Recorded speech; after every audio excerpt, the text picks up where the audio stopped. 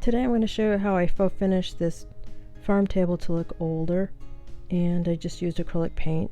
You can see that I put some graining in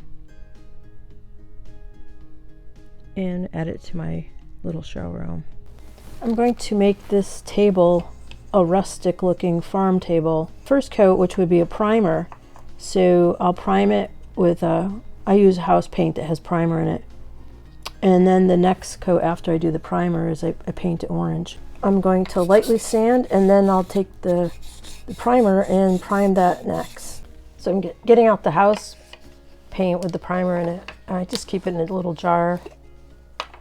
And you can use whatever you want. You can use regular primer as well. But I like to prime whatever I'm working on that's wood. What happens is it keeps a distance between the paint and the wood, the raw wood. If you painted it with, like, say, this burnt sienna straight on the table, it will go right into the table itself, but it's not leaving a strong enough coat, I believe.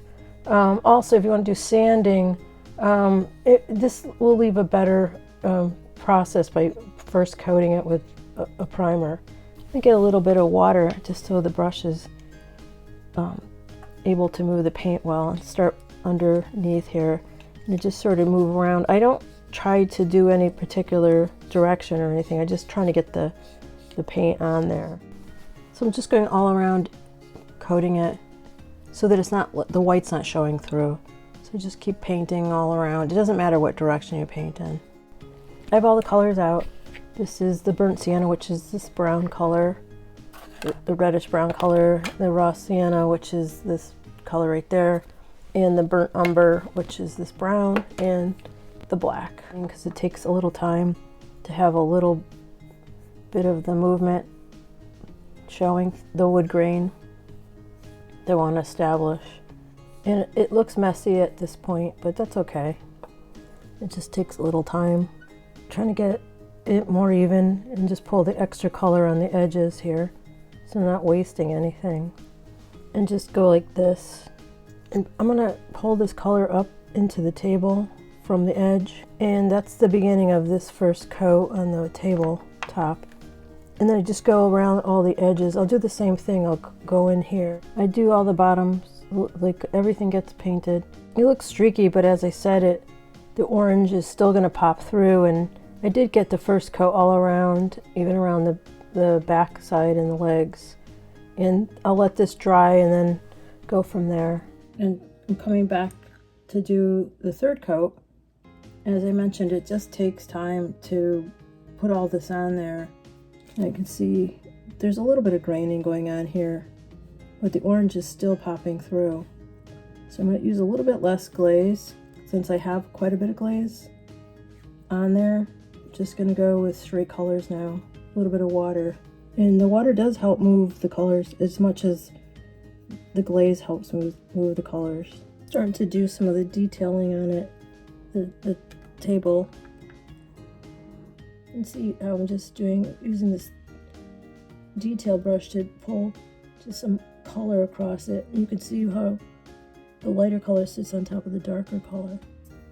And just grab more color and just bring the color right to the edges. Take some of it off and pull it this way. So I'm just not pulling it in one direction, pulling it in a couple different directions. And then same with this, I'll put the grain coming on the edges like that so it sits on top of there. I won't go completely like in one direction, because the grain could go like this. And see, I do want some of that orange showing through, because I think it adds to the interest. Starting back with the top again, I just added water to this color. And now I'm gonna I think I have a little too much on it. Just start to bring some grain work. If I get too much, I just take it off on the paper. I just want a little at a time. And then I'll skip over here. By going in different places, it keeps you from putting too much saturation of the color all at once. I'm just following the grain. And maybe I want it to go a little curve over here. So I'll start it up from there and kind of go like this. And just make it up a little bit. Just curve it that way. That way, this way you're actually making the table whatever tone you want it to be. I want it to be darker, but I don't have a problem with it having some of these light lines. Just keep pulling them through. I just picked up some black. What I'll do is I'll keep it in the brush, but then use that piece there to move it to another place. Again, I don't want too much saturation all at once. The orange is still showing through, and that looks still really pretty good. I'm going like this on the edges. And I'm going to use what's left on the brush and just bring it like this, and then pull it to there. And let that dry. I still have to go on the bottom. It's a little bright for me, so I'm just going to add a little of the darker colors to take it down a little bit. Still working on all the sides, but I want to finish up like even just the bottom. So this all has to be painted. Another set of pulling colors through it. Now I'm going to sort of bring this in together, all 4 colors, by just grabbing one color and then pulling it through. When it gets a glaze after this is where it's at and dried, the colors will set on their own, and I can still build up on them.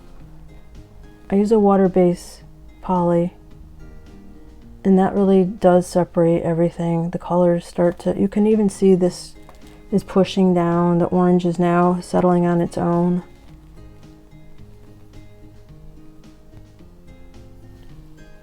Grab some of the darker brown, the burnt umber. Just gonna add more of the few of the colors under here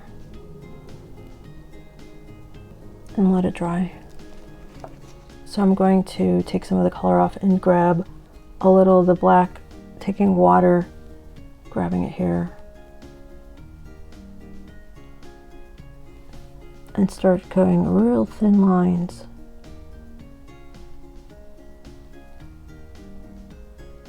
But again, I'm separating the lines so they're not right on top of each other. That way I'm not drowning out all the other colors that I really like. Sometimes you just go in and you go for a little piece, and you're going to separate the colors with just like this little area. Just come over like this, and coming around like the edge, pulling the edge over. I'm putting yet another layer of color back to the raw sienna. I think this table should be dark but yet have a light tone to it, because it would have been sitting around. It could go 2 ways. I guess it could be sitting around and the sunlight has taken a lot of toll on it, as well as the use. Or it could go really dark because of the hand oils and food and whatnot that was prepped on it. So I'm just gonna let it, whatever's gonna happen to it, because I let the colors that are meant to be more predominant pull through. I'm gonna apply the Minwax polyacrylic. It's a water-based poly. It works great on everything. I use it on a lot of my paintings. This is a gloss finish. What I do is I pour it into like a container like this, so if it spills inside of this, and I just grab the poly from here, and I have a little cloth if I need to take some of it off. So all I'll do is I'll add just it going in the same direction, and then I'll just keep applying it. I try to move it around so it's not too thick in any particular area. Go all around the entire table. There's my farm table. It's exactly how I had hoped it would turn out. Has a little rustic look to it, fits in with the breakfast and the farm chair and in my showroom. Like, subscribe. Thanks.